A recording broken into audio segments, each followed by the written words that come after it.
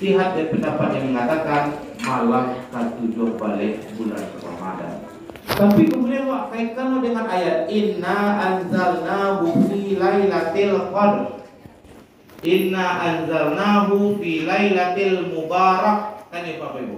Jadi Allah dalam Al-Quran, sesungguhnya kami telah menurunkan Al-Quran pada malam Qadar. Dalam surat Ad-Dukhan, sesungguhnya kami telah menurunkan Al-Quran pada malam yang diberkahi. Dan malam yang dimaksud itu adalah malam Qadar. Ternyata di hadis Nabi, malam Qadar itu tidak ada di malam ke-7 Valendo. Rata-rata di malam-malam terakhir 10 hari bulan Ramadan, 21, 23, 25, 27, 29. Maka dinyalakan oleh ulama.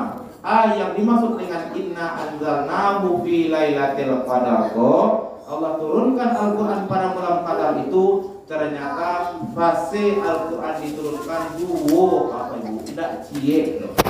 Fase yang pertama